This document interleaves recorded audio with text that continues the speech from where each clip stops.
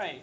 Hello, everybody. Welcome to the May 21st, 2025 non-contentious Boone County Area Plan Commission meeting. We'll start with the Pledge of Allegiance.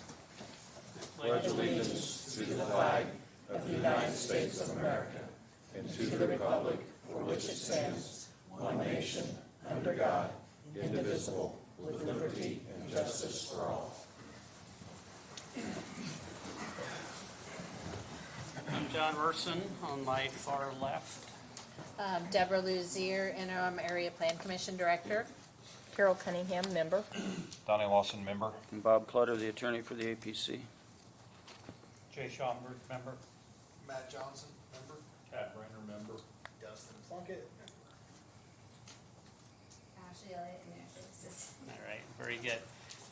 We have a single item on our agenda tonight, and there is no change to the agenda that I'm aware of.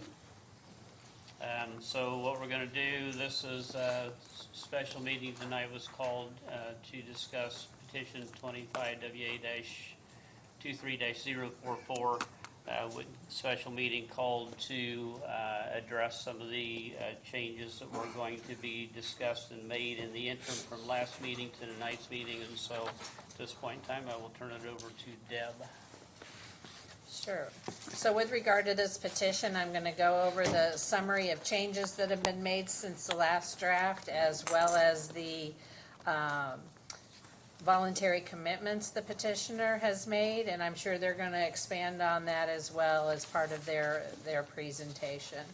So with regard to the summary of changes to the last document, some uses have been removed, including farm seasonal worker housing from the CRU block, forestry and logging from the TSCS block, mini warehouses, truck driving school, support activities for transportation, distribution center, and electronic equipment, appliance, and component manufacturing, heavy industrial from the TSCS block, and rail transportation, freight have all been deleted from there.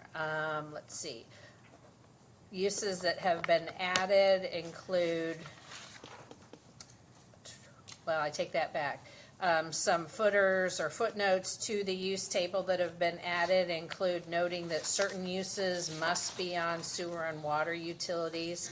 So this would include a hospital, hotel, automatic car wash. Let me see what else. Oh, multifamily dwellings, convalescent homes, nursing homes, assisted living facilities, two-family dwellings, all require sewer and water utilities before they can be developed. Have modified the number of dispensers permitted for a gasoline station from 24 down to 16, and then deleted various definitions of uses that if they're not in the use table, we don't need a special definition for them in the PUD. Have also noted that the maximum height of a hospital being 145 feet has been, has that been added or deleted? Deleted, okay. Added the ready mix facility use standard, noting that the facility must be entirely paved in concrete. And I believe I've hit on all of those.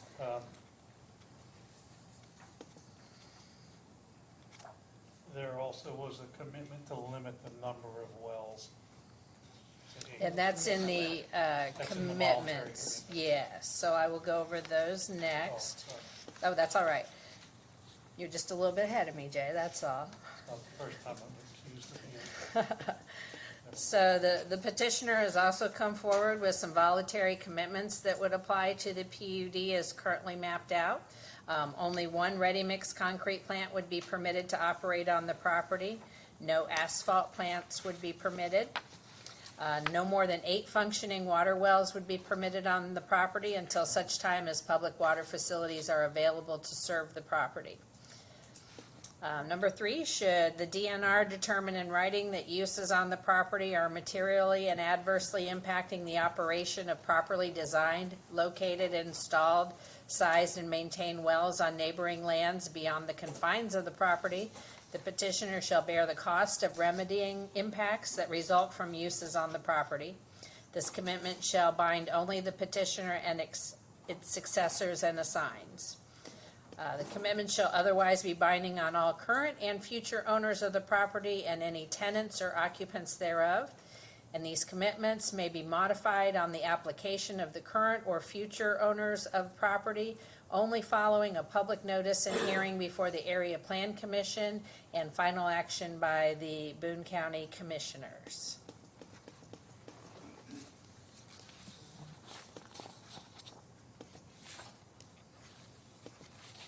That is all. Right. Ken? Jake, what you got before? Well, Jake's got the most to say up here. He spent the last week worrying all over this, and I just want to say we appreciate this meeting and your time over the last week. There's a lot in this. I know you all have spent a lot of time reviewing it and running changes through Jay, and that communication and collaboration, we really appreciate that. So, Jay. Yeah, so I'm Jake Merritt. I'm at 900 South State Road 39 in Lebanon. Speak up, Jake, so people are back Yeah. here. I won't rehash everything Dad said. I'll just maybe, this was working.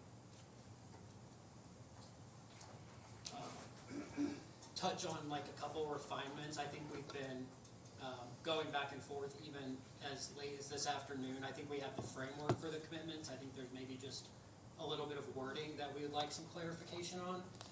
The only things that I'll touch on outside of what Deb mentioned was I think we were able to accommodate everything that we were asked to look at changing or adding. The two that I feel like we met the spirit of, like we kept the fabricated metal manufacturing but we made that a special exception, and really the only reason we wanted to keep that was one company in particular, Steel Green Holding Company. They fabricate like the ride-along things, and they're actually in our building right now, and they're bursting at the gills, so I foresee them as a great possible tenant to that. And so we made that a special exception, meaning they would have to come before you guys, and it seems like you guys would want them. They're a really nice outfit. But we've said, okay, we'll make that a special exception. So if we have someone that is looking for that use, they'll have to come before the planning commission for a special BZA. or the BZA. But like we're not going to do a steel mill or something like that. We totally understood that. The only other one was the it's stone in lieu of paving on the rear lots of the building, and the only reason we have that in there is for like us specifically. We've got like a lot of heavy machinery with steel tracks, so like the bulldozers and the excavators are well over 100,000 pounds, and so it's like, well, we could pave it, but it's going to be gravel in 3 months in no time. And so that's the only intent there.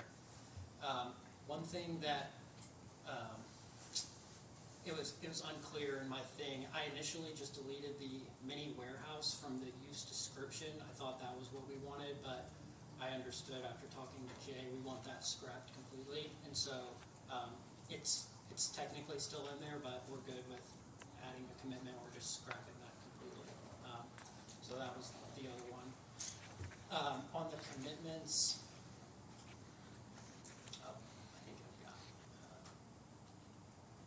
so I can read these. These are the specific if you want. I think Deb mostly covered them. If you want me to read them, I'm happy to, just so you guys. You go ahead. Yeah. So I'm going to interrupt you for a second, Jake, and talk to Bob. If we're going to demolition on this, we need to have all the current changes, or are you going to make a list of those? I've got a list here, but we can just incorporate those. So the first one's really minor. I updated the page numbers. I updated the exhibits to reflect some titles that came updated. Deleted forestry and logging from table of uses in the CRU block. I added, my designation was 2 stars, indicating required connection to sewer and water utilities next to convalescent homes, nursing homes, assisted living facilities, dwelling, multifamily, dwelling, 2-family, and hospital. Deleted farm seasonal worker housing on page 6 of the CRU block. Added those 2 stars indicating connection, mandated connection to sewer and water utilities next to hotel and next to automatic car wash. Added the footnote for the connection to the sewer and water utilities. Deleted forestry and logging from the TSCS block. Added in the TSC block 3 stars because there was already a 2-star, indicating required connection to sewer and water utilities next to hospital, next to hotel. Deleted the mini warehouse from the use description in the table of uses, and so that's one where we're fine just scrapping that use completely. We deleted truck driving school from the table of uses, deleted support activities for transportation, deleted distribution center, and deleted equipment, electronic equipment, appliance, component manufacturing from the table of uses, and then industrial heavy from the table of uses. We added a specific use standard to the ready-mix facility, indicating that that facility must be entirely paved in concrete. This is where we changed the fabricated metal product manufacturing to a special exception, really with the intent of Steel Green being that company that would need to come and get a special exception. Added the mandated requirement to connection to water and sewer utilities next to automatic car wash. We deleted rail transportation and freight. Added the mandatory connection, the footnote for that for the 3 stars. We modified the number of dispensers from a gasoline station from 24 to 16, and even that 16 number, like off the cuff, maybe sounds a little high, but kind of how that's calculated is like one station has a pump on each side, and so that's 2. So it's really only eight spots, but you could go on either side. Deleted the definitions of then the uses that we deleted. So distribution center, industrial heavy, support activities for transportation, truck driving school, and then we deleted the use standard for the couple that had them, forestry, logging, hospital, and then we added the text to the use standard for ready-mix facility, indicating that it must be paved entirely in concrete. Jake, can I ask Yeah. a clarification, both for you and Jay? On page 16, you say that the ready-mix facility must be entirely paved in concrete. I presume it wasn't your intent that grass areas, yards, that type of thing. This is only where vehicles would be. Any So there's driving area, any correct. driving or I see parking what or you're outdoor saying. storage, so Yeah. the intent is no gravel, correct? Yeah, correct. Okay, just wanted to make that clarification. Our intent was that it looked like the picture that you used. Franklin and West Correct. Fair. Yeah, we'll landscape this. Right. So the voluntary commitments, I'm trying to see real quick if I was able, okay, I did add one clarification. So on the first one, there's no changes there. Only one ready-mix concrete plant will be permitted to operate on the property. No asphalt plants will be permitted on the property. 2 is no more than 8 functioning water wells will be permitted on the property until such time as public water facilities are available to serve the property. And then the piece that I added after talking with Jay is, I think it's in the PUD, but we'll also put it in the minutes just so there's no ambiguity. At such time as the utilities become available, the petitioner will abandon the water wells within 18 months. So that's the sentence that I added there. And then, should the Indiana Department of Natural Resources determine in writing that uses on the property are materially and adversely impacting the operation of the properly designed, located, installed, sized, and maintained wells on neighboring lands beyond the confines of the property, petitioner shall bear the cost of remedying the impact that results from uses on the property. This commitment will bind only the petitioner and its successors and assigns. So this was kind of our thought process. I sent this to Jay early this afternoon, kind of outlining how we envision, and this was kind of from the DNR website, sort of the process and procedure that a complaint could go through. So I can read it. The first would be to file a formal complaint, and you can submit that complaint to the DNR. If you believe a nearby well has impacted your water supply, this might be due to reduced yield, the well going dry, or changes in water quality. And then complaints can be submitted to this address, the director at the Indiana Department of Natural Resources, 402 West Washington Street, room W256, Indianapolis, Indiana, 46204. And then, so that's kind of step one. Step two would be the DNR investigation. And so they'll review the logs and drilling reports for both our well and the newly drilled well, and then depending on that first step, they'll possibly conduct a site visit and interview the affected parties, and then evaluate hydrogeological data to determine if interference occurred, and then they'll make a determination and recommendation. And so if the DNR does conclude that the well was impacted, they can require the drill or well owner, they've got several steps of the new well to mitigate the problem, depending on what it is, repairing, replacing, that kind of source, or those kind of actions. And then they can enforce the actions under the Indiana statute, IC 1425-4, which governs significant groundwater withdrawals, facilities, and their impacts. So then there's this more information. You can contact the DNR, their water rights and use section, and then the address and telephone number. So that's kind of a proposal. I think if we can agree on a framework, I think we can hash something out. One other thing that I can't take credit for this, I think Jay or Bob dug this up. So this was in 2017 with U.S. Aggregates. They kind of had a similar sort of commitment in their rezone. And so what they committed to, and where we'd be willing to agree to this, is in order to further strengthen the validity of the water study that they had, the owner of the property will be responsible for the re-drilling of any existing residential or agricultural water wells that would experience a shortage in water supply or the inability to draw water supply if the well is within 700 feet of the subject property, the boundary limits of the entire 229 acres, which was their site, provided that a casual connection is established between the well failure and the owner's operation. The terms of the re-drilling would require verification by way of inspection by the Boone County Health Department and or a qualified well professional to determine if a water shortage and dryout has occurred, shall make a report of the findings available to the owner. Owner shall then pay all reasonable expenses relating to re-drilling the well to the depth necessary to provide potable water to the affected residents under the supervisions of the Boone County Health Department. And so, if you Either one of those. prefer one way or the other, I think that the DNR has a protocol established for it, that I'm probably good with that. And that was your initial suggestion there. that's how we have it written, but like Kent said, if we just agree to the framework, we can hash that out in the commitments. I think that's really all I had. We're happy to answer questions or.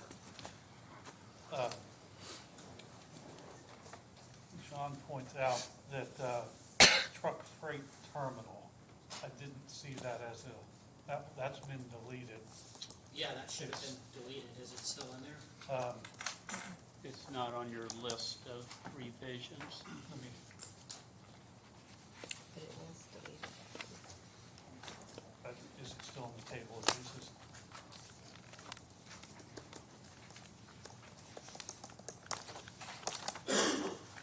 I've done a search of the PDF and it's not popping I was gonna up. say, I'm hesitant because I you say think it's it- not I think in there, it but missed I'm your about change, 99% sure. I don't see it in there. It's not in the ordinance, therefore it's not allowed. Right. Yeah, it's not in the ordinance. Because that would have been Is it under under, rail transportation freight? Is that what we're I had looked under just That's the freight. only thing that said freight, and it was marked out. Yeah. Yeah, I just must have missed that note in the summary of changes. Under transportation. That's my bad. but it's not in the ordinance. Jake, you might talk about distribution center, tell what that means. I don't know what it, I assume that, well, I can infer it means warehouses, but we deleted that from the, It's gone. So the warehouses we see up and down the interstate, big boxes, offices and warehouses, those are not allowed in the project. that's correct. Warehouse, even if it's a small one. That's correct. Yeah, No distribution center. Okay, So the difference would be if it is your company and you have materials the back. in the back for your own company, that could technically be a warehouse, but it's not a distribution. I hate that term, that's why I changed it to applied technical services, because it's like, Yeah. So you can, Merritt's got stuff in the you back. can store stuff, He's gotta be able that to you're on. have his equipment and his supplies. right, right, You're talking about third-party logistics. a warehouse for hire. Correct.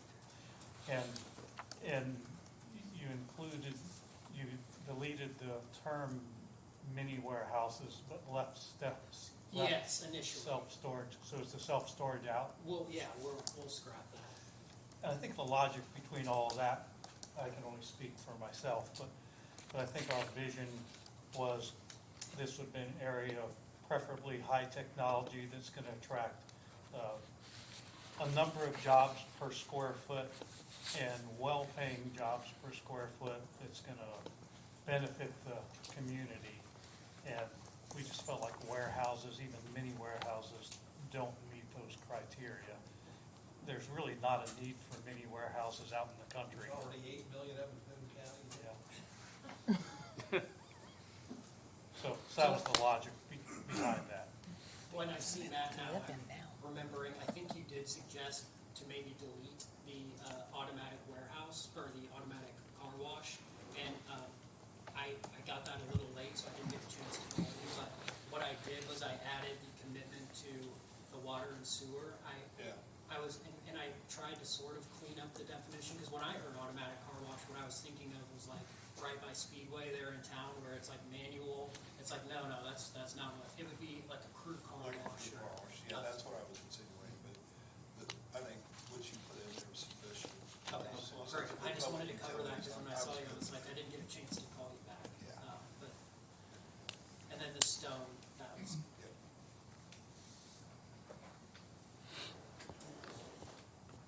Can I chime in? Yeah. The mound, can we increase that above 8 feet?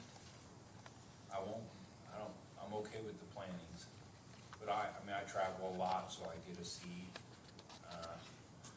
I drive by them all the time, and I know if I'm one of those that live there now, even though I would have known when I moved there that it wouldn't be a safe place to ever not be developed.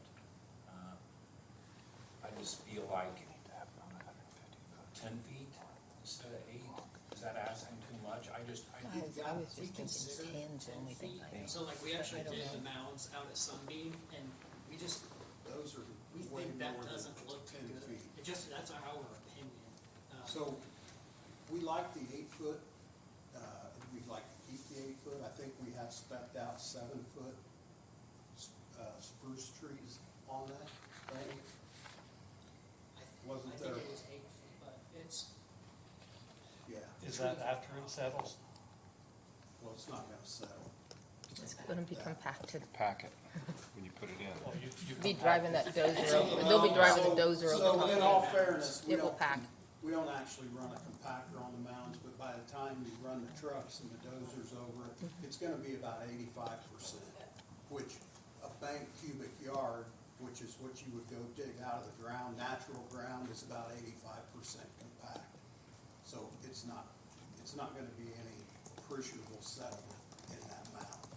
and the other thing with the mounds, I believe the lily mounds are 6 feet, and, so these would be slightly taller than those, and I can't see like they're building when I'm standing on the, I'm not sure what they are. Yeah, let's leave Lily out of that. Yeah. Can't see it, because I can see it from John Hart Road I almost. just meant for standing where it's, And that's like the other side of town. but when you get much higher than 8 feet, they get little difficult to maintain. And so I think that was. That was one, I was wondering how you maintained it. Cause I just, they use those zero turns and they end up skidding down the mound and it looks, I used to get in Not trouble good. at home when I was growing up for scalping the mounds. I don't know if this looks good. I mean, it just, well, I can assure you, just like I said go look at what we have at our place. Yeah. The grass looks better than most, and I can tell you that Shelby's facilities are top notch. I mean, you can see that from the pictures. Is there an 8-foot mound associated with that part of it, with the, It's in there as a. Yeah. And I believe. we Really, it have was that 6, wasn't it 6 in the now. It beginning? was 6 and we upped it to 8. that gives the grading, I mean, plantings, all that's in there. I just don't want them to look outside, be like, man, I wish that mountain was taller. And Yeah, I hear what you're saying, but You wouldn't like it we'll to have a live nice, there. it's a construction company, ready mix, but it's gonna be well maintained.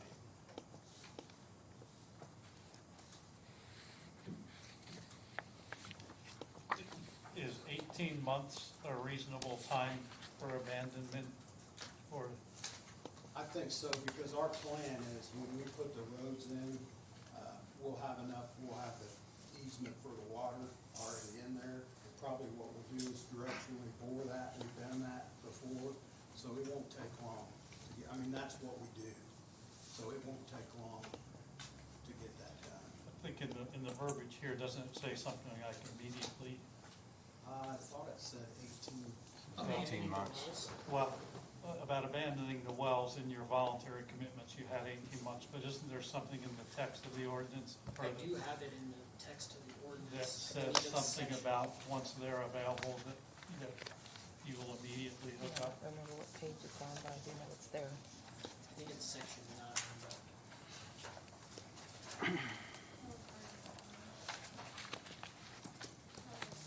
It was like version one, yeah, the one that got, Section 9.1. yes, page 28 at the last sentence.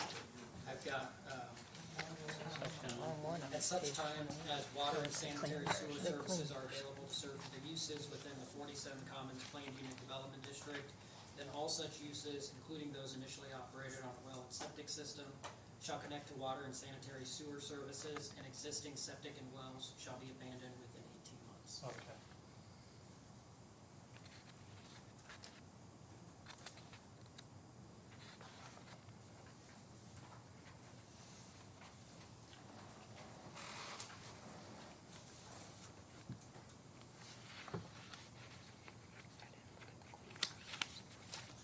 Excuse an excerpt.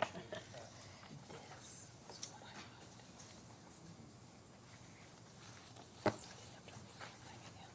just for clarity, what is the definition of available?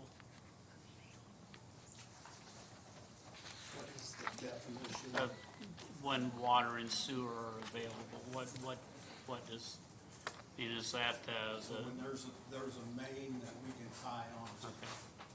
that would be the availability. Such time it would be Permitted, possible. everything passed, all the Okay. inspections completed that we could go tie on to and Okay. take into our development. That's what I envision as available. You So- see that any different? How close is it? So if the water makes it to 40 on the east side, so how does that get addressed if it's on the east side of 65? How does it make the jump over to the west side of 65? Is that something commissioners do? Lebanon's main is on our side. It's Right, on well- 350, it runs on the road. Down the side of 350. But I mean, do they have to bring the water from Indianapolis up to you? Is that what available water is, or is it the water that we currently have is the water that you'll use? Indiana American, there's been a couple companies, I think, that have expressed some interest, Citizens and Indiana American have both looked at it. How that ends up, I don't know. Well, But I'm asking the what commissioners Rick are all just said ears. there is, it's fact. They're- What you have to look at is, any of those companies, they gotta look at what's gonna develop there. They're not running a line until they have numbers. That's millions of dollars. So once they see the numbers, this all starts, and they start analyzing all that, then that really increases their interest in doing that. And, so that's what we're working on. As of right now, nobody will provide water there. At that point, where it gets up to that area, my question is that the commissioners that help push that along? To get it Yes. on the other side of 65? It has to be bored under, just like anything else, and that will be the company doing that. We will not fund that. It'll be a company coming in to take care of that. That's why they have to look at the investment that they're gonna make and what's gonna be the return on it. So what happens if this is approved? We can say, come on, we're open for business, and they say, this doesn't represent enough of a justification for us to run water. That's their right to do that. They are a company. They can do anything they want. What they gotta see is, what is the development gonna be? What houses are gonna be there? What apartments, what businesses? What's gonna be the water usage? We've sat down and talked to them many times about this, and they're looking to see what's the reason for them to supply water there. They're very interested, but they're not gonna, they need to have those numbers, and so they're analyzing that right now. I was just under the impression that if this happened, it would come. But that's not the case. It won't come unless this happens. You can say it either way, it doesn't matter. Yes, they are very interested in it, but they're not gonna supply water to nothing. Yeah, And right now, we I have get nothing. that. Once But they this might whole not. development starts, all of 465, sorry, went too far south. All of 6547, once that development starts on all four corners there, we're gonna have, those companies are gonna be extremely interested, and they're gonna be working on that. So it will take development on all four corners to get the water there? No, not necessarily. The more there is, the quicker they'll do it. But I don't know. I don't run those companies. I've never, all I've done is talk to them. I have no clue. Somebody has talked to these companies and got a feel for what they're wanting to do, or what they'll wanna see before they're gonna come there, right? And that's what I've told you. Just exactly our conversations that we've had in this room with those companies. Didn't you have somebody in a couple of weeks ago talking about sewer district? Yes, yes. That is completely different. We've have a contract with a company called BCS out of Annapolis, or no, out of Fort Wayne, that is coming in to look at the whole area that needs to be in the wastewater treatment facility, how much area it covers. We already have one that's established, but it wasn't passed, and that was in 1977. That was done for the old Indiana Fun Park. And so we're working with what was already established to establish the new in there and get all the plans. I guess one thing I would point out is there's utilities, like Clay Regional Waste used to service a lot of the west of Carmel and Zionsville area. It's now Trico, but they service a big area. They're a private company, that's what they do. I would envision somebody like that, if the county can get the district set up, you would potentially have them come in and run that plant, and they would be the company to run the plant and put it in. What's the, Donnie, what's the magic number that these companies have indicated? How many million gallons of water a day or a week or whatever? What's the threshold that makes them interested? I don't know. Just straightforward on that, because when we met with them, what we did was talked about the potential, and they're the ones that go back with their accountants, their engineers and everything to look at what is the potential of this and start running their own numbers. And we have not met with them since then. It's just concerning to me because we've heard numbers like 3 years. It'll take 3 years to get here. So that's, you know, I'm looking at this as we're taking a deep breath and hope that nothing goes wrong in that interim. But now it sounds like 3 years is not really a promise. Not that it ever was a promise, but it was kind of hope. Is that still in It- your mind? It could be. I'm not gonna tell you a number that I have no clue on, and you're wanting to know how many millions of gallons per day that they're gonna pump and all this stuff. That's not my business. I cannot tell you that. Don, or not Don, Bob, you've been, you're intimately familiar with this project. Have you heard a gallon figure? I have not. You mean from citizens? That or- would, yeah, that would make a utility count, because I'm thinking just infrastructure costs. You guys, you know, Merritt, you do a lot of excavation stuff. You kind of probably in the back of your mind, a dollar figure what it takes to bring a water main in from a town or whatever. You know, it'd be a lot, so you'd have to go backwards and say, okay, I'm gonna come from this point to this point, it's gonna cost me $110 to do it. How quickly can I make my $110 back? How many gallons a day do I have to pump? So I'm just thinking, someplace out there, there's gotta be a guesstimation on what that sweet spot is that makes me say, okay, I'm gonna stick my neck out and run utilities to this area, knowing that the potential exists to turn a profit. I don't have any idea what that number is, but like it or not, the whole LEAP thing and all of that development around Lilly, that area is going to explode. Yeah, It's well, just- we're aware of that. So here's another question for you. You're in the utility business. Is Lebanon potentially a partner on this? You know, they've got water, it's right there. You can look right across the interstate and there's water right there. There's water coming down the side of you.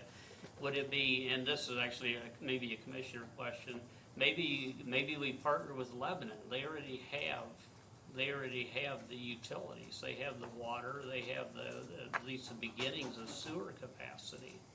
I'm They have just no sewer capacity. thinking, They I'm have just. water. They will though. I mean, they know they have to expand their plan. I'm just thinking out loud here in Well, terms of, you know. let me make the first statement on that is, if you take water from Lebanon, if they supply the water, where does that come from? The same aquifer that a well is gonna pull out of. So there's no difference. You drill wells, Yes, that doesn't. or you pull out of that alleviate aquifer. Well, Thorntown pulls out of the aquifer. Everybody around there does. So, I'm just thinking in terms of attracting commercial sewer and water. you're right there for sure, but the only, I guess, caveat or nuance to that is Lebanon is getting backfill from the south and the east, and that's not coming, and, you know, nothing, I don't think they have anything, what is it, 28 or 29 or something, but, so some of that water that Lebanon's using is gonna be coming from citizens. And, to your point, like, we would like to have water. And that collaboration piece, I personally don't see why that couldn't work. And there's tons of areas where the county partners with a regional waste area, or a district, partners with a wastewater provider.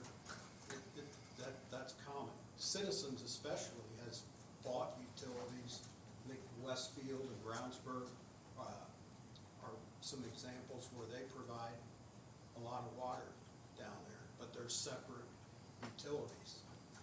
Yeah, I just casually noticed 3 commissioners in the room, and I just think that collaboration with the nearest available utility might not be a bad thing to look at, but hey, it's just me. So. yes it is. Doesn't have to get in line.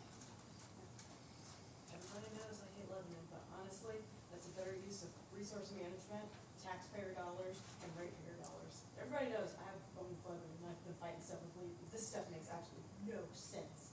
Yeah. It's $275 million for Lebanon to hook up 2 citizens' points, 3 points, they're not that far out of city limits. For them just to do that is $275 million. Donnie last time said you were thinking about getting water all the way from Sheridan. We're gonna have a public comment period here in a little bit. And that well could happen. Indiana American, that could well happen. They could bring it over because they're in Sheridan now. Yeah. So I definitely wouldn't rule that out, another water company coming But Tom, if that water comes from Sheridan, it could supply to Lebanon also, right?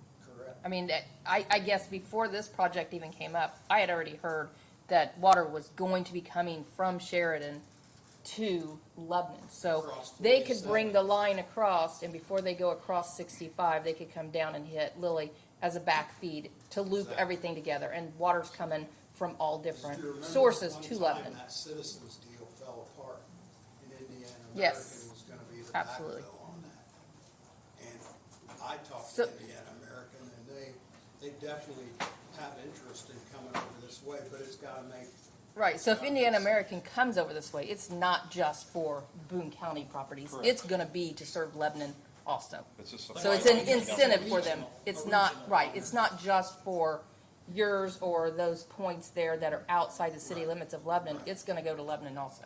Good point. All right, I got sidetracked. I got everybody sidetracked, and I apologize, but I think that's probably a healthy dialogue.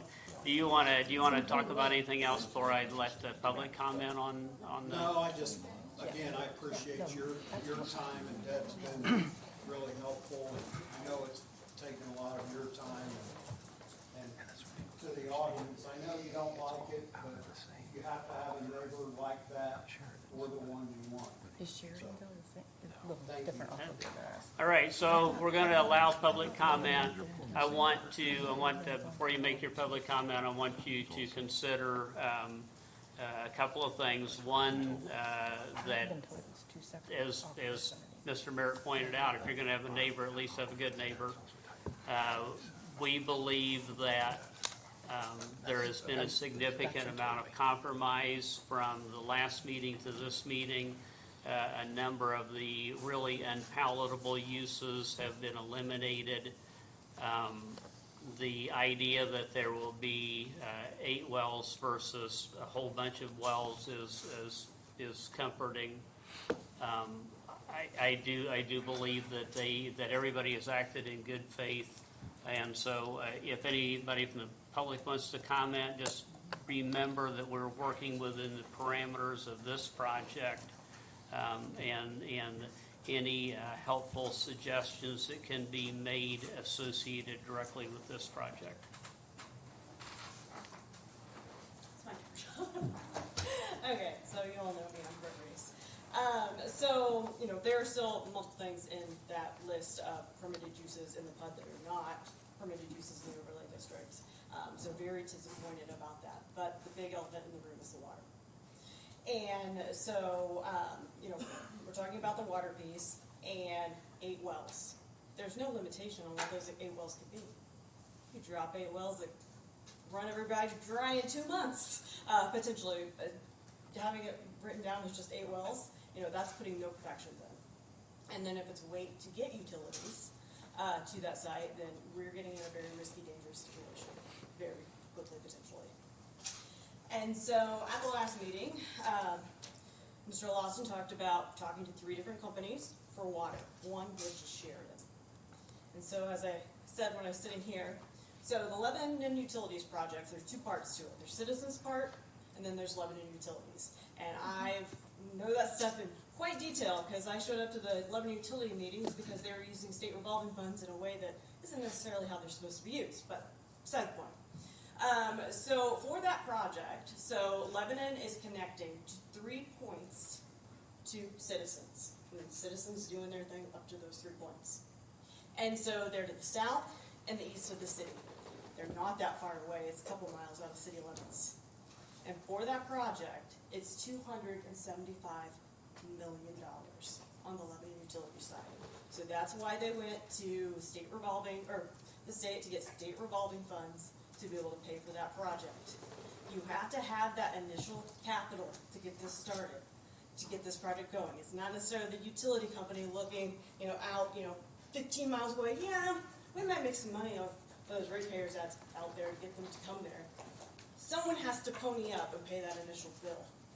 Who is going to do it? $275 million to get a couple miles outside of the city. We're trying to bring water from Sheridan. That's a whole lot more infrastructure, a whole lot more distance to get it over to northwestern Boone County.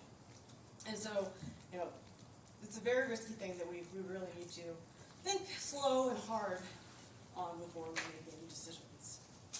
So the second thing I want to talk to you guys about tonight and bring attention to is perspective.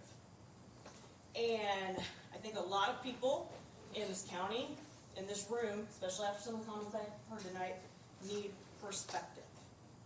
I've been fighting this for 3 years. I'm going to try not to get emotional about this part. So something that keeps coming up over and over again is jobs.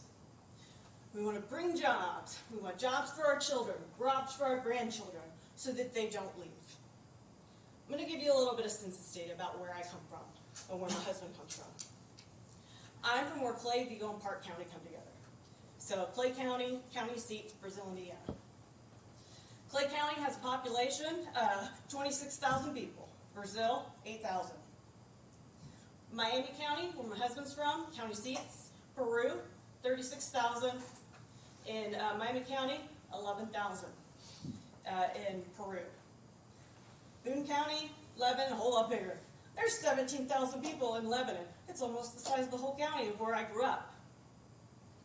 And so when you look at these counties, and you start looking at what's going on in those counties, and you look at how people are doing, economic-wise, jobs. So Boone County only has a poverty rate of 4.7%. Lebanon, 8.2%. This is the part where I'm going to try not to get emotional. So Clay County as a county is 12.6. Brazil, 13.6. Miami County, 15.2% of people live in poverty. 25% of Peru lives in poverty. This is the county where the forgotten kids from the rest of the state do move to for jobs. So I have heard this over and over and over again for 3 years. Perspective from the county officials. Perspective from the state. There's no lack of jobs. Quit using it as an excuse. This is all about profits and greed. Because the people who are forgotten about in the rest of the state, this is where we come for opportunity. And so on that note, my family again in Clay County, my husband's family, they farm in Peru. His siblings all live there, my nieces and nephews, my in-laws. So I know a lot about what goes on up in Miami County. And when it comes to things like their zoning, you know, I know this recently because my brother-in-law's building a house. They have no problem with telling people that they can't subdivide their parcels. 10-acre parcels? No, if something's been divided out over the last 10 years already, no, you can't do it. So last year, Peru, you know, in the state of Indiana, there's the whole 2-mile jurisdiction where municipalities can, you know, reach out and try to, you know, grab and have jurisdiction over those areas. Peru, Indiana, again, 25% poverty rate. So there was a small development, nothing like what happens here, where Peru tried to do that 2-mile jurisdiction outside of Peru. The people in the county and the people from the city came to their local officials because they did not want that in their community, regardless of the state of, you know, where the people from the outside might think that they, you know, live, or the state that they live in. They like their community, they like how it is, they're happy, they're proud of it. And they went to their county officials, their city officials, and they expressed that they did not want that. Peru threw that 2-mile potential ordinance for jurisdiction out the window and probably dropped it in the bottom of the Wabash River to never be touched again. Because they listened to their people. That is how county government is supposed to work. Thank you. Thank you very much.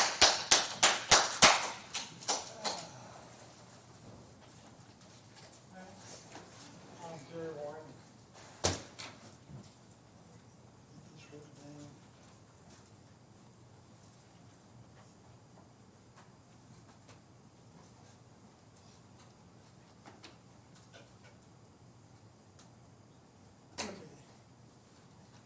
I've worked all over the United States for the Department of Ag. When I was down in Louisiana, we had a saying, that kind of fits here now, that it was on the back of a house door, that the job isn't done until your paperwork is finished. I got a couple things just for fact-wise, for aquifers, that I looked up on the Indian website, you got that out. The map comes back this, in front of the first article I got. The northern Boone County, this gray area, on the north part of Boone County, that's bedrock. It's thickness anywhere from 2 to 130 feet thick. According to the study that this, that's the read the guy's name. Randall Meyer, Division of Water Resources, of all this information comes from Indiana, Indiana. In Boone County, the depth of bedrock varies. Western part of the county, 350 feet north of Groves. Wells are generally completed in shale systems, bedrock deposits of Mississippian border group. And let's go. There's approximately 273 wells located in this bedrock and utilized toward the mapping of the bedrock photometric surface. However, much of the central and north portions of Boone County is lacking data and other covered more prolific unconsidered deposits than necessary to complete wells in the bedrock. Therefore, the surface elevation contours have not been extended to these areas. So they're undeveloped. They don't know for sure. Another thing about this map, you see this from the northeast part of the county running south to the southwest. There's a yellow line through there. North of that line, the aquifer flows toward the Wabash River basin. South of that line, that water, the aquifer runs toward the White River. That means there's no water coming into this aquifer other than what's percolates down to the soil. It runs out. Nothing runs in. So that's a limitation. The next page is this bedrock, this red area where Mr. Merritt's is planning on doing his development.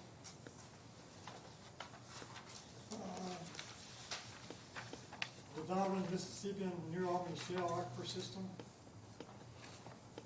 generally less than 100 feet thick, and the subcrops of thin band east of the interstate, or east of 65 it thins out.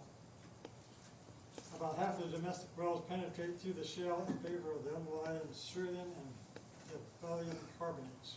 I'm not a soil scientist, so I'll probably butcher these names. Because the New Albany shale is generally not very productive, it is typical to use only in overland deposits do not contain aquifer materials. Domestic wells are commonly yield less than 10 gallons per minute, which typical static water level range for 10 to 60 feet below the surface. That's just, like I said, just your information, because I hear so much about the water in this county. The third one is the Tipton aquifer. It's in the yellow. This plan is in, Merritt's plan is calling this Tipton aquifer. It's the second lowest aquifer for production of water in Boone County. Of course, Lebanon sits right in the middle of it, so that's why Boone County's got a watershed. Let's see. Wells completed in this system are capable of meeting the needs of most domestic and some high-capacity users in Boone County. However, where one well might produce a good adequate water supply, nearby wells may not produce any water. Saturated aquifer materials, sand, and or gravel deposits are common 7 to 15 feet thick. That's not very thick. Now they're generally overlain by 40 to 50 feet of till, that's glacial till outwash. Wells from this aquifer system run anywhere from 75 to 175 feet deep. The domestic water capacities are 10 to 30 gallons a minute. Static water levels range from anywhere from 20 to 45 feet below the surface. There are 13 registered significant groundwater withdrawal facilities, 23 used in the Tipton water aquifer system. Primary uses of these facilities are public water supply and irrigation, and report pumping rates of 350 gallons a minute. I don't know how many wells that you can show in this aquifer system. Eight sounds, what you had before Mr. Merritt put out was 8, sounds a lot better than what we had. This little thing here, this is a floodplain map. we've all got, Mr. Mayor, has drilled a well really close to this floodplain. I haven't got a GPS location on it where I can plot it on the map. You can, shouldn't be anything done in the floodplain unless you build it up. My last couple of days here, my last one, is this water quality issue. On the second page of this, we're supposed to have, these wells are supposed to be abandoned once the public water supply comes in.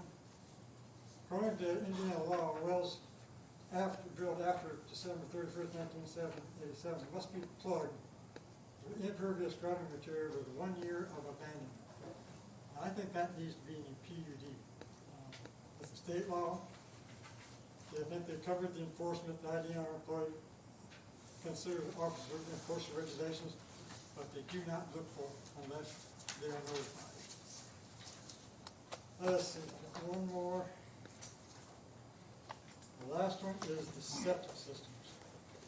This is Indiana State Law 410 IC 610-1-98. This is a 58-page document. I just pulled this one page of it. Abandoned on-site sewage systems as follows. You have basically three types. You got your septic tank, like most of us homeowners got it. You got your septic tank and drain pipe. You got a sand mound system. And then you got multiple box systems. This for larger areas, but you get multiple boxes and multiple field lines coming out. Basically, the septic tank system, after the tanks are clean, after they're no longer in use, must be pumped dry, and the lids must be crushed inside the tanks and then backfilled. The sand mound systems, according to the law, they have to be leveled out. And anything that's left out aggregate soil must be covered from the amount may be used for filling the tanks or tanks in the area. Now the big one is the multiple tank system, which is the very large. Those systems have to be completely removed, and the gravel and the drainage bits have to be removed also and carried to a certified landfill. So I'd like to see something in the PUDs that would address that, to notify these owners. If they change ownership, and they didn't get told that they gotta take out their septic system or have their, well plug, I think that needs to be put in. Is that you're citing Indiana statute? Yes. Could you give us Which one? There's the ones for the wells and one for the ones for the septic? septic. I wrote a note to Bob Weir. They're asking him if the county had guidelines on septic and wells, and I think Carol could speak to that, but that for sure should be included. Yeah, they have the requirements, so the state, the county health department will have all of those codes that they have to go by Yes, in the county abandoning health wells department's and, aware of that, and and they enforce it. sanitary. So does that need to be a part of the PUD, or it's law? It's law, it's, Yeah. and the It's county already- health it's department already enforces there. it. You have to put it Yeah. out by the Boone County I'm Health asking you, Department's is it requirement, already there? which you Yes, have it to is. do. I know, I know, it's just. That's all. Fiscal, That's good information. yeah, that's just what, Thanks. I was tired of hearing about, got plenty of water here, and nobody had any information to back it up, so Yeah, I dug it up. good for you. Thank you. I like being educated.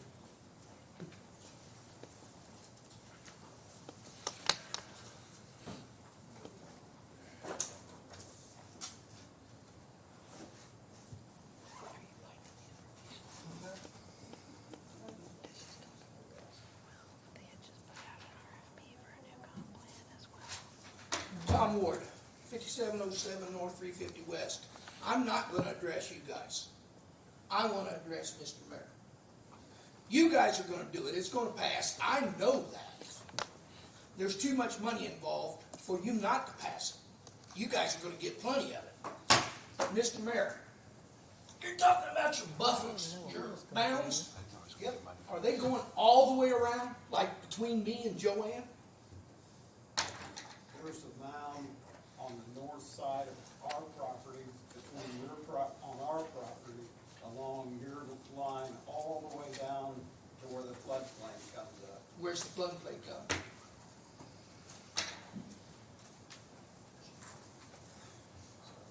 There I am. Yeah, so this is where it is, the floodplain. Yep. So this is where it is. just there? You're not gonna do it there? We can't do anything in the flood. We would, we just can't. We're All right. drainage. Yeah. So how about Crockett? Yeah, so this is very much a phase two, but Yeah, so no is the answer along the west property line here, because of all of the, it's floodplain. All the way across there?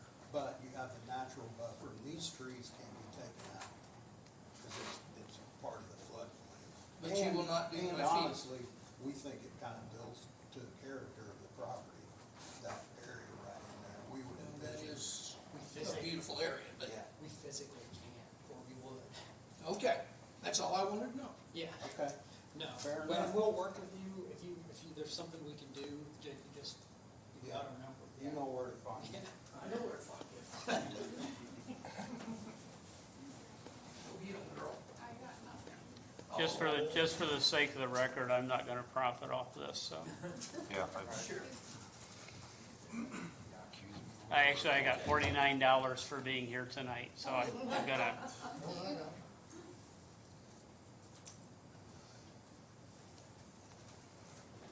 Can't talk tonight. Hilda, 4855 North 275 West. I think last time we were here, I'm sorry. Was it No, it's not. He was asking your name. I'm just asking your name. Hilda, Hilda? That's your first name or your last name? That is my first name. Okay, thank you. Do you need my last one? No. Okay, all right. I'm on 275 North, right south, just south of you guys. The last time we were here, I think it was Carol, maybe? Sorry if it wasn't you. Someone says that, and it's still on there, and I thought this was gonna get changed. In the clean copy, I think it's like page 29, the commercial and retail use block, for the architectural requirements, so 9.6. I think you had said that the CRU and the TSCS, it's too long of a word, will follow the architectural requirements, but then the limited applied technical services and specialty contractors and suppliers use block, I'll say that 10 times fast, is exempt from the requirements of this section. So what architectural requirements are gonna go in that limited portion if they're exempt from everything in this section? Was one of my questions, and I think you had mentioned it, that, it's weird that the rest of it has requirements that they need to follow, but then this one block, I think it's all the way in the back, I wanna say, doesn't need to meet, any of those requirements. So what is that gonna follow? I think the. That's Can we up to do you, it, speak, both of you, can you speak, some of us are old. Oh, I'm not I can't loud enough, hear. I'm sorry, That's I'm as okay. loud as I can possibly. So I think, You can speak, you can come over here, I don't fight. so the reason that I exempted that, just the limit, so the limited applied technical service block Do you is have that, your little map yes. and just point where it's at, cause some of us I don't think know the where it is. TV doesn't. No, I meant like at least if we had the Yeah, map with yeah, no, specific colors, right? It's- Yeah. your dad knows how to run a remote. There you go. Better than me. So you're saying that Yeah. the red, The dark, so the the dark, really dark red, that entire area yeah, so is that's not gonna be, essentially us, Shelby, and then, just, we've all talked Other with, users. right, whomever You you can't all say- are, you're It's a- saying that the, so I think we would generally be okay. I think the main thing is we were hoping we could just do a completely pre-engineered metal building for us and Yeah. Shelby. but everybody else that's in the blue and the I'm gonna call it Correct. salmon or orange has to meet all these other Correct, that's requirements. right. Why are you guys exempt? We just want Because our it- building to be completely pre-engineered metal building, which I have an example of if you go to the next slide. So it's basically like that. That's what we want our building to look like. And truthfully, that building complies with the architectural standard because that has masonry. The main thing is we were hoping that we could not have to do masonry all the way. The reason is cost. I mean, that's course it the is. reason.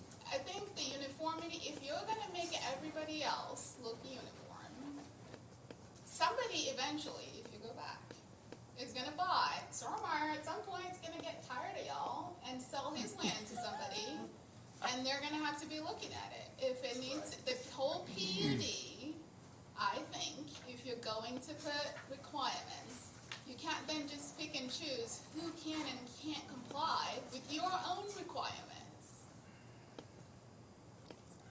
I'm just saying, like, it makes no sense.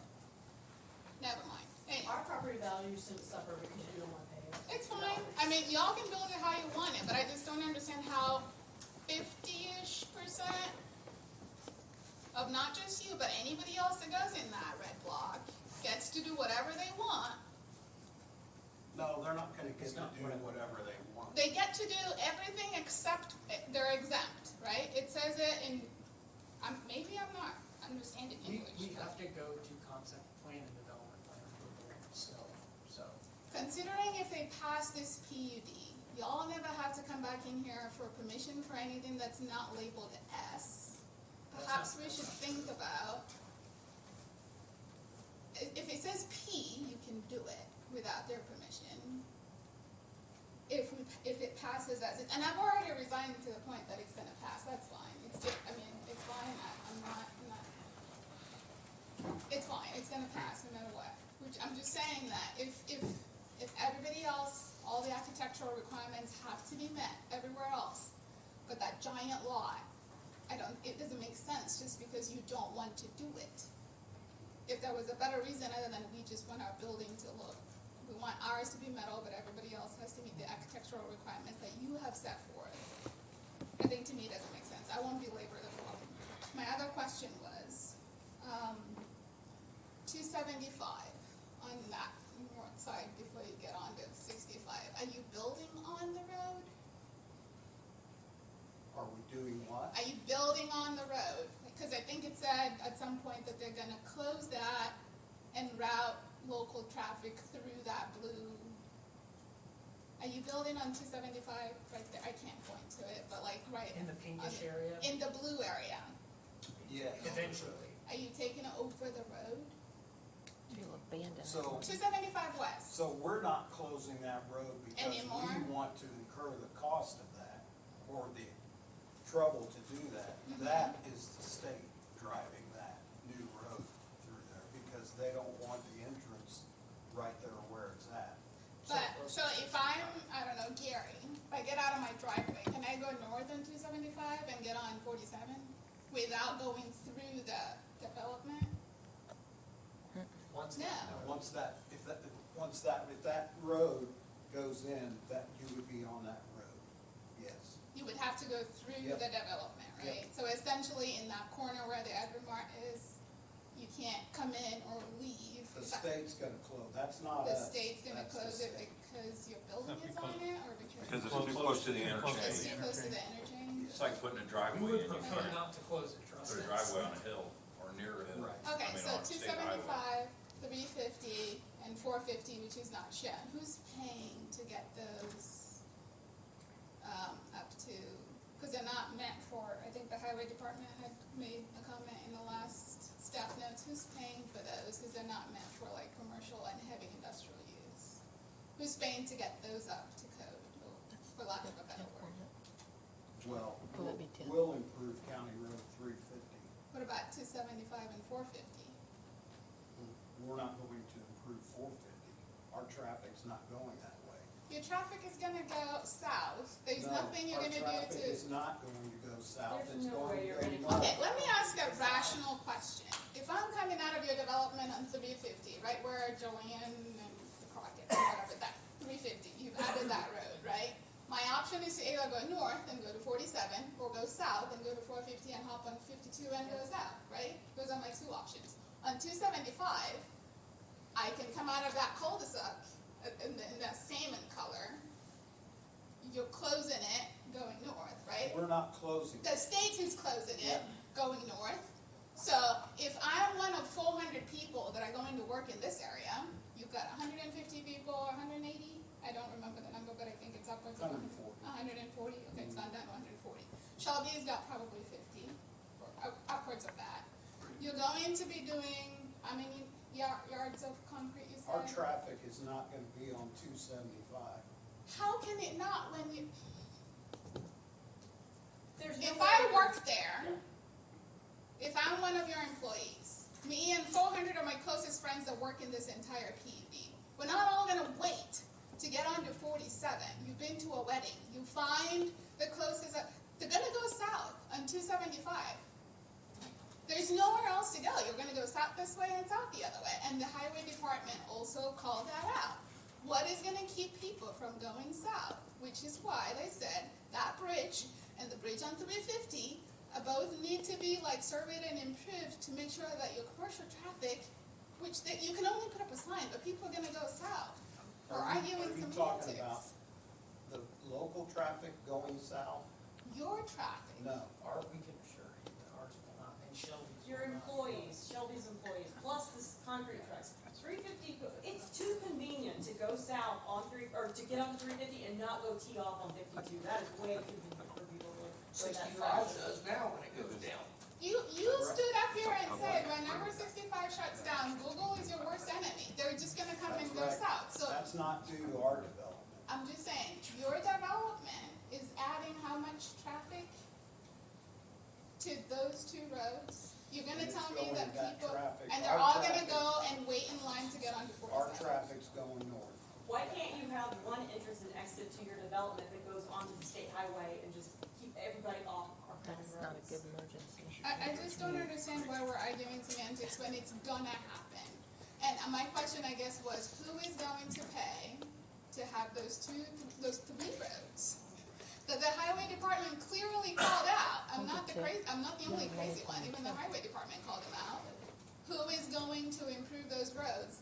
And I believe it did say, I don't have the 2 weeks ago's notes on my phone, but it did say that before you break ground, they have to make sure that bridge on 275 and the bridge on 350 at your expense, And right? what he said was the bridges were some guardrail improvements and things of that nature. But from our development north, we envision having to improve 350. So you guys are They're paying, not gonna keep people from going south. You just it's can't. fine, it's fine. It's a public road. You cannot stop people in their private vehicles or from the interstate or I anything know, else. but it tees off on 52, so everybody's gonna go that way.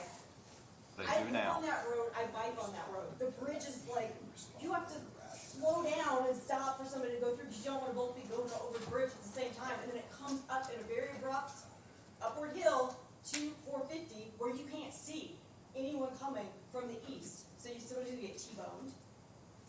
Anyway, Can't see. either way, please consider putting a three-way stop where 350 tees off onto 450. When you come up the pond, going west on 450, you have it cut off. 450 dead ends at your property, right? When you go west on 450, you come up the bridge, I forget what the name of the creek is. Your brother's house, Steve's, and yeah, it's like a blind hill, and then 350 comes out there. Someone's gonna get killed. Put a three-way stop there, and consider doing something. At least south, people are gonna go south of 350. Even if you're gonna do 350 all the way to 450. Okay, I'm gonna stop you, just not because what you're saying isn't interesting and not because it's not relevant, but it's not relevant to the 47 Commons project specifically. It's not the mayor's responsibility to put in stop signs or to regulate the flow of traffic. The county, that's a completely legitimate county question. Who's gonna pay for it? What's that traffic flow gonna look like? But that is not the mayor's responsibility. John, if I could add, as part of my initial staff report, I had recommended that a transportation plan and traffic impact study be developed to meet the concerns of the county highway department and be made as an addendum to this PUD. Because obviously there are some issues in those areas and the highway department had pointed them out. And until we do a study, I don't know that we understand all of the impacts that would be taking place. Who assures that would happen? Part of it's already been done. Yeah. We did a study on it already, only for the state and planning and looking at that.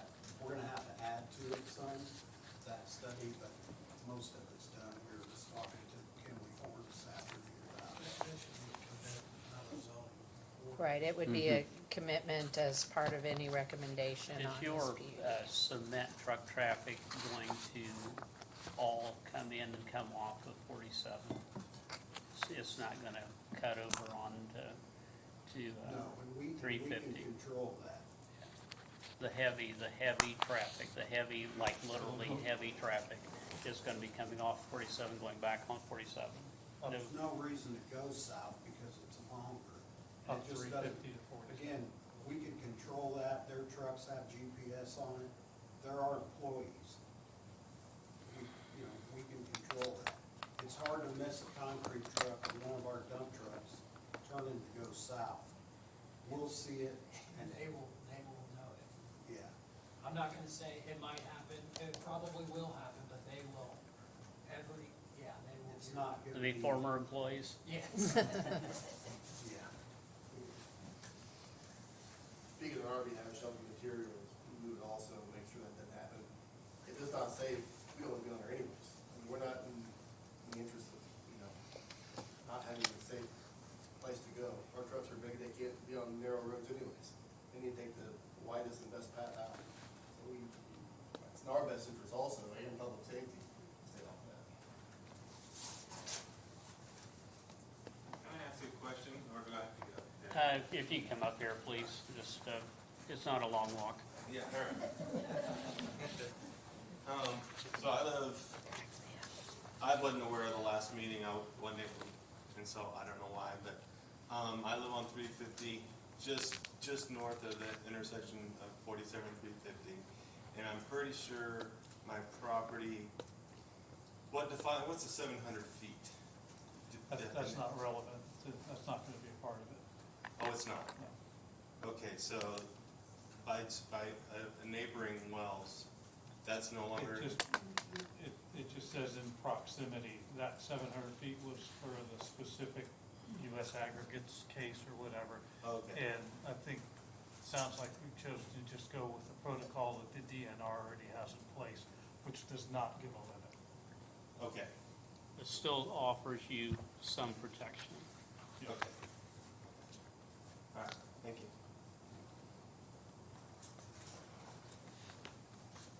All right, anybody else wanna say anything?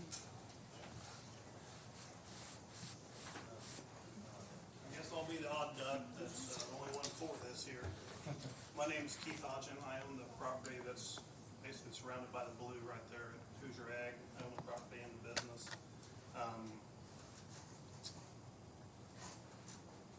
Obviously, this came up, and as a ag construction, I'm no farm boy.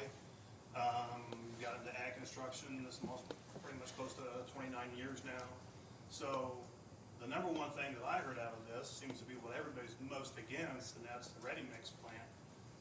In my business, and most businesses, you can't build anything unless you have a foundation to put it on. So for better than 3 years now, we get concrete when they tell us we can have it, rather than the old days when we used to order it and say, hey, we need 80 yard on Thursday, and we're like, and we want it at 9 o'clock, and say, well, we can get you at 1. That's the way it worked. Now it's at least 2 weeks out of planning. So with the Lilly project and all the stuff that Lebanon's already decided to do, it is a tremendous struggle for businesses like mine, and you take even some of the home builders and landscapers, guys that even want to just pour sidewalks, there's somebody that needs a garage floor or a driveway. It is a challenge for us business-wise to schedule out concrete for 2 weeks and say, okay, we can get 2 weeks on Thursday. We won't start excavating footers and stuff until maybe Monday, because we're not gonna have a hole that's open, and then it rain, fill full of water, banks cave in, have to dig it all back out. Well, Monday or Tuesday comes and the weather forecast is terrible, like we've all seen. Well, then it gets delayed again. So I made a few notes just because I was just sitting here listening to everybody talk, and I understand everybody's issue. Everybody wants, nobody wants development around them, but we still all use the resources and things of, same thing, nobody wants a landfill, but we all make trash. It has to be somewhere. Somebody's not gonna be happy. And I looked at it as, this is right around my property here. So, I mean, is it a big issue or not? Well, you know, I'm running a business. If a business wants to go in beside me, that didn't really bother me. But the ready mix plant, I would take 2 or 3 more personally. And I know it's limited to 1, but that's just because of the business I'm in. And I don't think maybe, well, that's been addressed. It's been addressed by a lot of, you know, homeowners, surrounding people. And I understand that. I get you. I have a home and I know what I want around me and not want around me. But I also know at this location, it's foolish to think that this interchange would never get developed.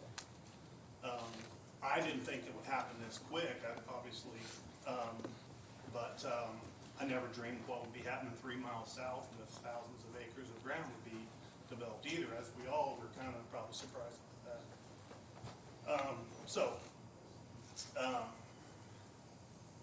If a gas station goes in here, I'd be tickled to death too, because I'm pretty much kind of sick of the diapers, the people that stop in my driveway, the people that, if you could, I wish I put a gas pump out there myself. The amount of people who cannot read a gas light on their vehicle and will stop here and be on fumes and beg for gas is phenomenal. So whoever's wanting to put a gas station here is going to do very well. And maybe the diapers and the breakdowns and the people constantly in my driveway would be a lot limited and could be better cared for with a gas station. Businesses, we're talking about development and business here to grow in. I'm currently working on a building project to just try to expand, because a business that doesn't grow is really dying. If your competitor grows and you try to stay the same, then you're actually falling behind. And so almost every one of us here probably works for some business somewhere. It was kind of brought up about money and profits. That's why we all have a job, and that's why we all have a business or work for one, because somebody has to make some money to keep things going. So having a place for this type of development where a business, you talked about, I think a local fab shop, and I mean, that's a local company that's just saying, hey, I'm trying to grow, where can I go? Well, trying to go down to the industrial park where land is, guys like me cannot afford to do things like that.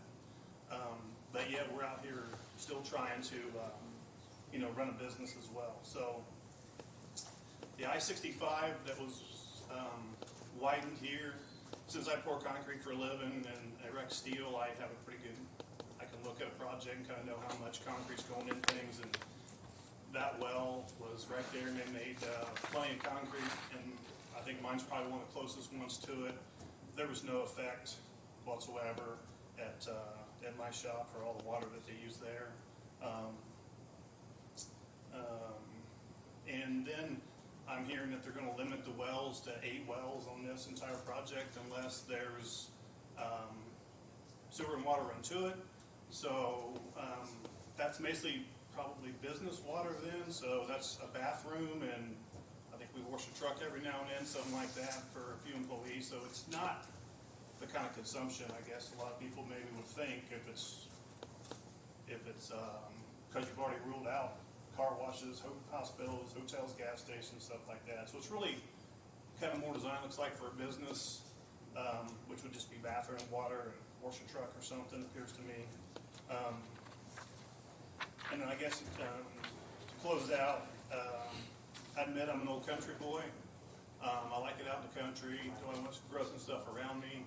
But considering the interchange and traffic, if I wanted a ready mix plant, I would want it at an interstate and a state highway, because that traffic's going to be tearing up state ground or state roads and interstates rather than driving deeper into a county somewhere. That wouldn't make sense to me, where there's more likely more housing and stuff. So I just wanted to comment and say I'm all for it. I would rather see them be able to put 2 or 3 more ready mix plants in this and help the local businesses. Lily's coming in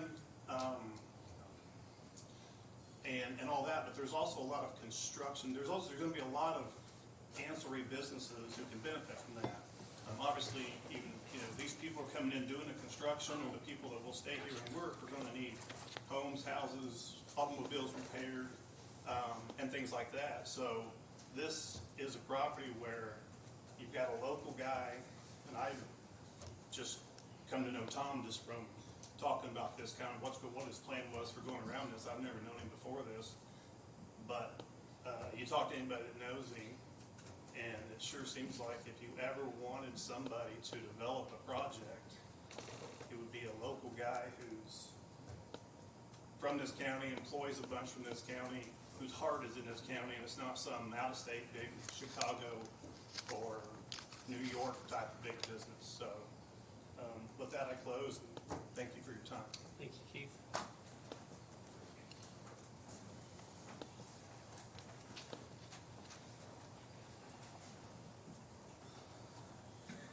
Tom Jacobs, 4855 North 275 West. I'm not gonna get up here and beat a dead horse. I think it's already mincemeat. I'd like to touch a little bit on with the ready mix station. Is there any way, these guys have been really agreeable to the one ready mix station. Is there any way that we can do something where the gas station's only allowed, what, 1 per corner or 2 per 4 corners? I don't remember the overlay rules. The overlay rule says 1 gas station on all 4 corners total. Can we do that with the ready mix? Is there a way to incorporate that somehow, to where maybe it's only 2 per 4 corners? Because otherwise, we are gonna end up with 4, because there's already rumors of IMI going in on 52. The only, just for clarification, this PUD only applies to those properties, so they can't commit to what would happen or occur on other properties. Now, you could look at amending the overlay. But that's obviously a different discussion and not why we're here tonight. But yeah, you would have to amend the overlay ordinance to preclude that, and it's a good idea. I didn't know if it was tied in with the PUD, like the gas stations. And I don't think a ready mix plant is even I don't allowed think in it's the even overlay. permitted in the overlay anyway, so, yeah. It's complete safe. Okay. Yeah. And the commissioners have already proven they're not listening to you guys. They don't care. So I'd like to thank everybody who's tried to be on our side, and hope that everybody votes accordingly the next time we're allowed, and we can get people who aren't for us out of office. Thank you. Anybody else that would like to speak? All right, we're going to close the meeting to the public. Meredith, would you like to make any final comments or anything? No, the only thing I want to touch on, and Keith, I really appreciate what you said there, is to go back and talk about when they did the interstate, they were drawing a lot more water out of that well than we're gonna draw. And having a business with offices and bathrooms, they're not drawing that much water. And Keith didn't have any adverse effects, as far as I know. Tom didn't have any adverse effects when that was going on, and they were pulling a lot of water out of that area. So the aquifer has been proven to handle a pretty big outtake of water. And I would just add to that, Kind of the Central Indiana Regional Water Study that I shared that showed our site having 6 to 10 million gallon excess in that kind of area. I don't have that graphic anymore, but just adding that as well. That's all I had. All right, thank you. Thanks again. Okay, we're going to close the meeting to the public and open it to the board for discussion. I believe that our options tonight are to send this to the commissioners with a favorable recommendation, an unfavorable recommendation, or no recommendation at all. That's correct. And of course, the fourth option is to table it, which we're not, hopefully not, nobody's considering that option. We can send it to the commissioners with additional requests associated with the PUD, is that correct? Which they may or may not honor and may or may not respect any wishes that we had anyway, so. But they can't approve it. They don't, it either gets approved with additional changes or sent back. Or set back, yeah.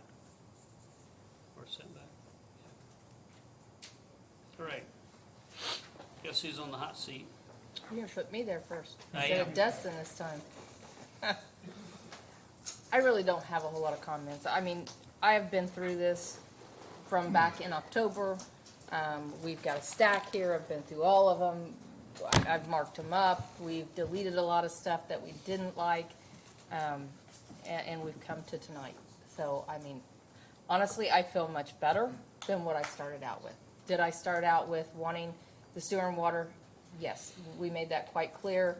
That got changed in the PUD. That kind of takes it out of our, I feel like that takes it kind of out of our hands on some of this. So some of the commitments that have been offered up, technically probably didn't have to be offered up. But I think that's where, to make us feel comfortable, the Merricks have been willing to do that. So that's pretty much what I have. Connie?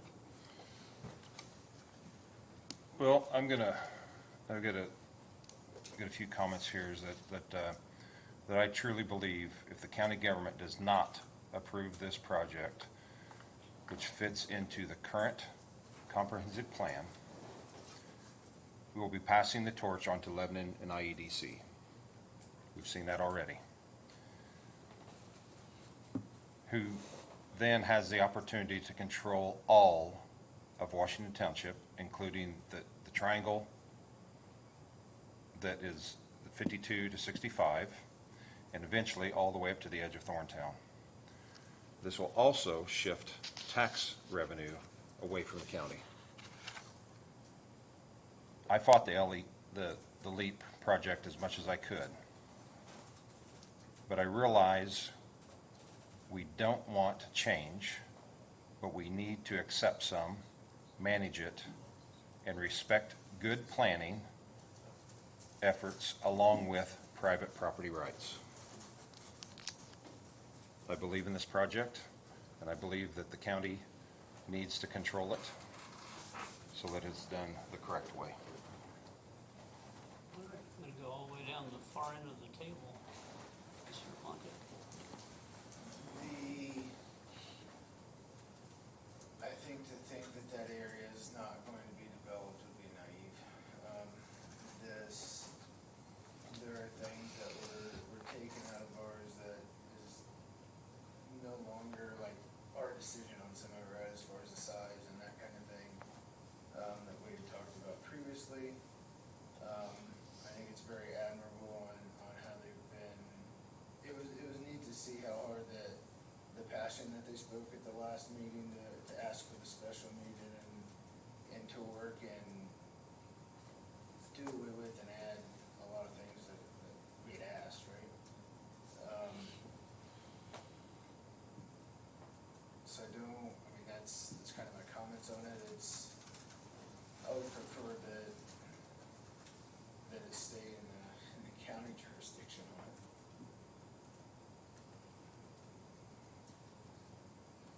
I think that's what I got. Fella, when you came up there and you said we were all making money on this, you were so gravely mistaken, it makes me wanna cry. I don't know if you know where I'm from, or who my family is, or any of that, but I have kids, and I give a shit. And I'm transparent, and I live at 960 John Bart Road. You can stop by at any time and talk to me, everybody does. So you can come over and just man to man and just say, hey, Ted, are you making any money off this? I had a $100 million to $400 million buyer that I turned away from this overlay district. Unreal. Unreal, man. That's just, I don't know if anybody in this room would ever say anything like that. I know everybody up here is just shocked. So I wanted to address that. So, I could have turned that dirt upside down, that all four corners. They were from LA and Chicago. I called for Kent, and I was like, hey, we want to buy your wife's land on the south side of town. It's real. They're coming. So that said, I feel like one of the things I'm disappointed in is when we started this overlay district, we invited the public to it, and the public came and spoke, and this was on the table or had been brought up prior to that overlay district. And I feel like it should have been brought out then, and somebody should have said, hey, you need to look at these items at that time. At the WeBo meeting, I wouldn't have cared when they came to us and said, hey, look at this stuff. Not necessarily merit, but we need to put in an asphalt company or a concrete company. Though that should have been brought up. I feel like that was shady for that not to be brought up when we knew that this was happening. Not necessarily you guys. Maybe they had talked to you prior to, I don't know. But I know that there were conversations that had been had. So I feel like that should have happened, because we could have planned overlay districts differently. I feel like not having conversations with the public about their thoughts on the PUD size and all those things, it kind of ties our hands. The only thing we can do is drag this out. That's it. That's all. The only thing this board can do is drag it out for another month or two. I don't know how long you drag it out for, but sooner or later, somebody's gonna come in that's bigger than Tom, and it's gonna happen. I mean, I hate to say it. If I owned all that land and somebody came up there and said, I'm gonna give you $400 million, I probably would say I'm out. I know I would, right? If you don't want it, buy it all. That's what my wife always tells me, and that's kind of what I've done where I'm going to escape to. I just bought everything around me, and I'm like, yeah, after watching this, I did. People ask me, I'm like, buy 25 across the street, buy 25 on this side, build in the middle of this side, you don't have to worry about what they do around you. And that's kind of what I did. I'm sorry, I don't want you to have all these things up there. I don't want growth, but I also know that when I sit down with my children who are college age students and they're not gray-headed, and we talk about these things, they're like, man, that's great, Dad. Eli Lilly's great. I'm not gonna be here to see this stuff. I'm not. Right? I mean, I'll get to see pieces of it, but that's it. But my kids, maybe they'll prosper from it. I don't know. They may want to be farmers, and if that's the case, they can do that out of Park County. I mean, so that's on 25 acres across the street, right? So I don't know. I wish I could change it all and protect you, and there's nothing. You do understand that, all of you, except for him. You understand that hands are tied, right? I'm sorry. So there's my 2 cents. I just said I wasn't going to talk tonight. I wanted to go home a long time ago.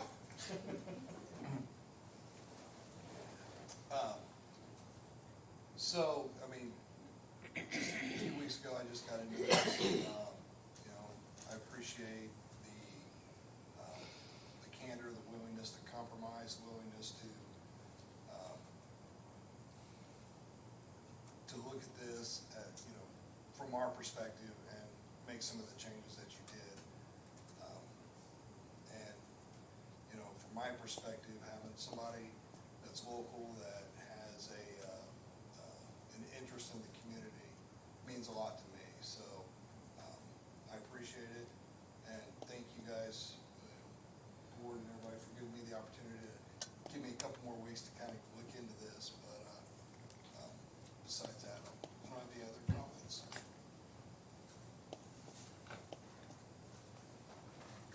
Hello, James. I'm getting $51 for this meeting. You got a raise? You're getting $2 more than John? Figures, and that's all. So there is no profit at all.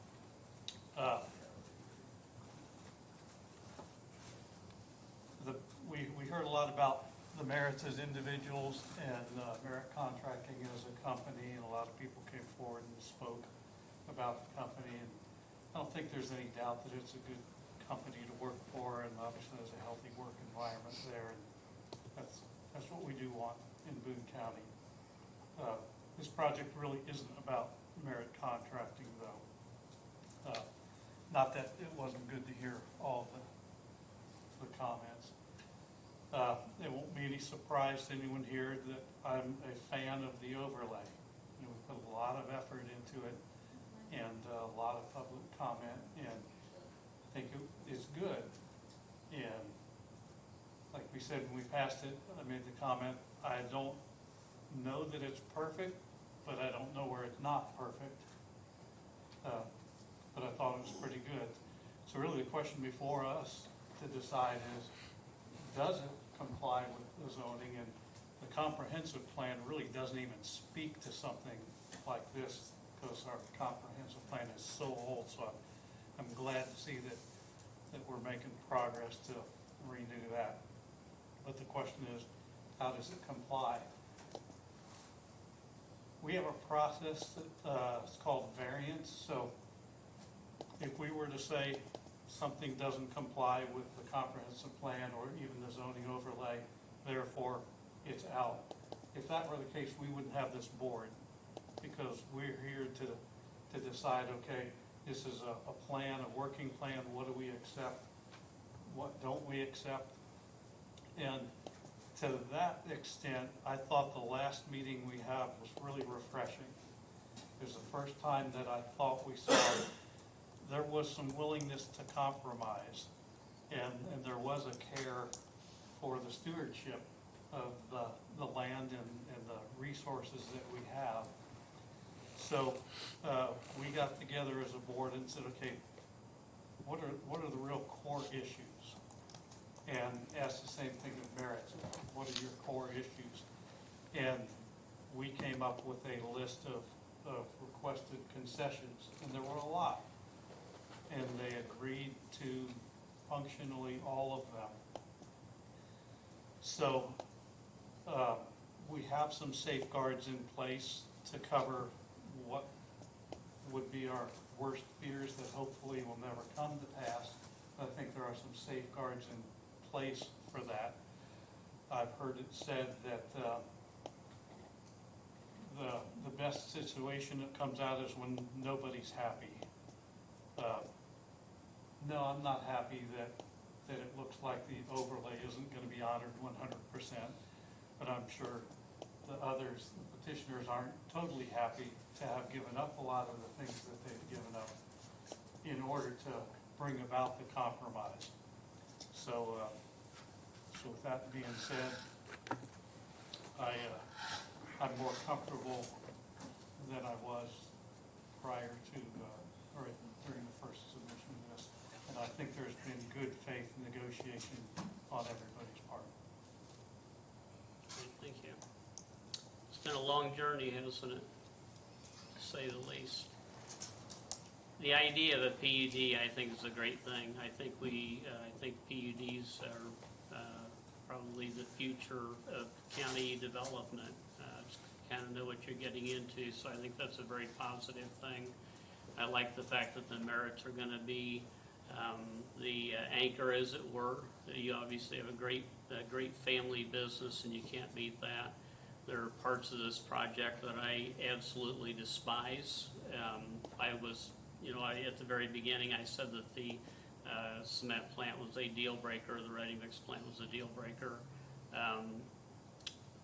I'm still not enthused about it, but when the commissioners chose to override our water and size of PUD ordinance language without comment, without explanation, that sucked the life out of this board. Because at that point in time, we were in the defense mode then. We were no longer in charge. So for the merits to be agreeable, amenable to making these significant changes to your plan is really the best compromise we could possibly get out of the deal. Is everybody happy? No. Not everybody's happy. The merits aren't happy. I'm not happy. Nobody in this room is truly happy. None of us really got exactly what we wanted out of the deal.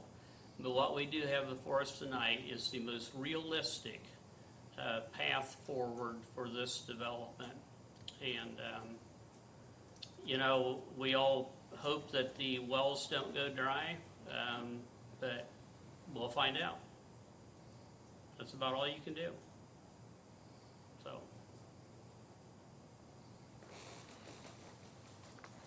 So are there any additions that anyone wants? Go ahead. Well, I was just gonna say, whatever motion you make, I would recommend that you incorporate all of the changes that Jake went through to the PUD ordinance in final form and the voluntary commitments that Kent has put together as revised. I believe all of the changes are in the PUD as. Are they? I thought there were a couple, okay, Oh, I'm sorry, I will need to strike the, self-storage. okay, I think that's it. okay. I just wanted to make sure that those were referenced and they had already been incorporated, so, okay. And then I guess it would just be the commitments that you had already referred to, the voluntary commitments. Highway study. Yeah. Can be above and beyond. Yes, and the traffic study. well, let me ask you this, just one more thing, and if I don't bring this up, I'm gonna regret it. Would it be possible to have no access to 350 West? Would it be possible to route all of your traffic north to 47? No, this is the cost of, if the county paid for the bridge, potentially, but the expense, we looked at that. The bridge over Spring Creek? And we talked to Nick Parr about it early on, and he said that was not gonna be. Well, that's we're not getting into road studies tonight or who's paying for what, but some really, really good points were brought up tonight in terms of road improvements and who's paying for them. That is not a topic for tonight, but that is a completely legitimate question, the amount of money that's gonna be necessary to upgrade this. But anyway, I'm probably sorry I brought that up, but I'm not sorry I brought it up, so. Anybody like to make a motion?